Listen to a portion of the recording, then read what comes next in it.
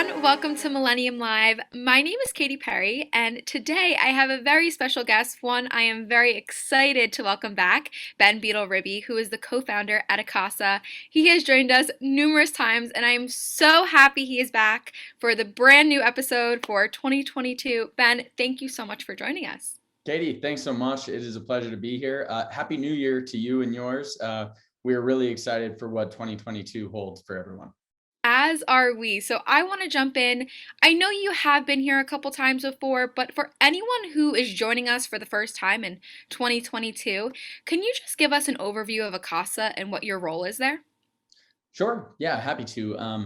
AKASA is a healthcare automation company that's based out of Silicon Valley. And what we do is we combine modern machine learning with expert human healthcare judgment to automate complex manual processes for hospitals and health systems, and ultimately eliminate administrative waste in healthcare. At an overarching level, we feel like this helps to solve some of the financial complexities that are crippling hospitals, health systems, and patients today. For me specifically, I have the privilege of overseeing all the work that we do with our health system customers and our healthcare partners. We work incredibly closely with hospitals and health systems to help them identify what are the areas of greatest impact for automation. And then we ensure that our machine learning performs those activities exactly as they need based on their systems, their payers, their patient populations. So for me, I have the very rewarding job of supporting these organizations better meet their own mission and realize the impact of unified automation with AKASA. So I'm curious what challenges you at AKASA are really trying to solve within the healthcare revenue cycle. And I want to jump right into that.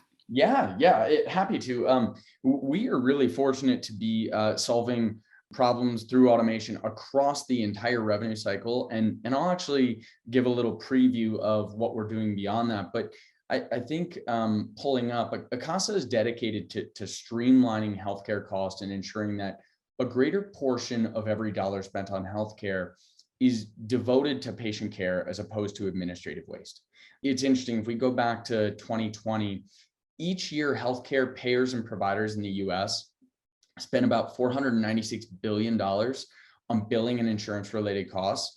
And we found that is just unacceptable. So what we do is we work directly with healthcare providers, so hospitals, health systems, medical groups, to identify areas of opportunity and apply comprehensive automation in the revenue cycle. So we are working in the front end of the revenue cycle, patient access and financial clearance. How do organizations streamline their eligibility efforts? How do we perform automation or prior authorization with automation?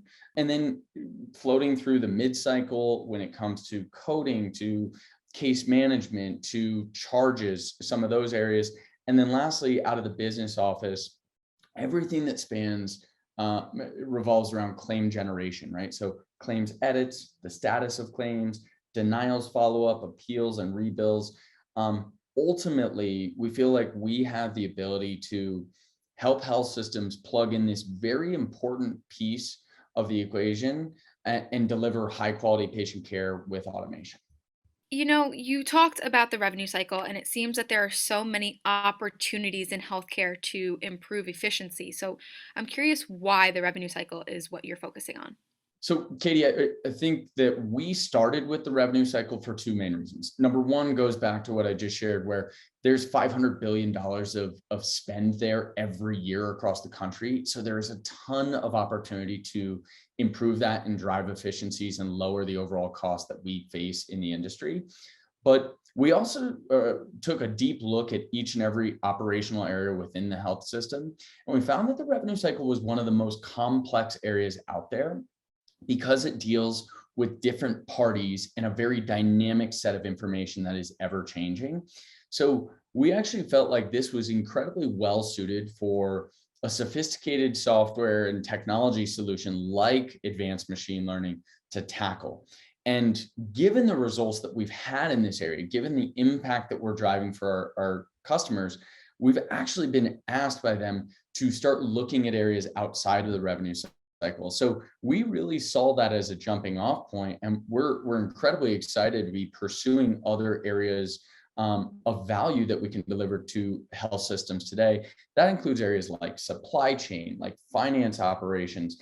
As we dive into very data-driven clinical areas like coding or clinical abstraction, those are the areas that we're going to be continuing to explore and deliver against in 2022. So I really know that Akasa does approach automation a bit differently than other automation providers. We've talked about that a couple times before, but for anyone who is listening in, can you just explain what unified automation is and how you go about it? Yeah. Well, one of the greatest challenges that any organization or any company faces when it comes to automating healthcare is just how incredibly complex and dynamic it is. And unfortunately, a lot of the legacy automation solutions, and I think we could even say automation in quote solutions, they prove to be incredibly brittle. A lot of those follow basic if then or other statements. They work within very basic environments, and they are built to follow an exact path each and every time to perform a routine operation. Unfortunately, that's not how healthcare works. Healthcare is filled with edge cases and outliers, and it's constantly changing. We're taking in new information based on the patient need, based on what the physician determines is necessary from a care standpoint. And as a result, some of those legacy automation solutions we find to be incredibly brittle. They don't work in this complex environment. So what we did is we took a very different look at this, and we applied two key different approaches. Number one is having a more advanced technology solution address the problem. So we are very fortunate to have AI and machine learning PhDs from Silicon Valley that are tackling this problem. And machine learning is set up to take ongoing information and continuously update and learn so that it's able to perform consecutively.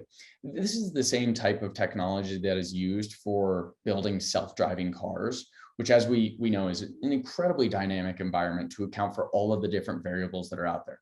We use that same technology, but we've also built an expert in the loop. So we have humans on our side that are steeped in healthcare experience and knowledge, and they are there to provide ongoing quality control from the machine, and also to step in instances where the machine is encountering something that is a drastic change. Let's say that a payer introduces a new prior authorization requirement that the health system hasn't encountered before, the machine hasn't encountered before. We have humans in the loop that are experts in this problem. They can step in, perform a given task, and by doing so, they actually teach our machine learning algorithm how to perform that same task moving forward. So it really creates this virtuous cycle that enables us to deliver consistent, reliable automation for organizations, even in these very complex areas like the revenue cycle.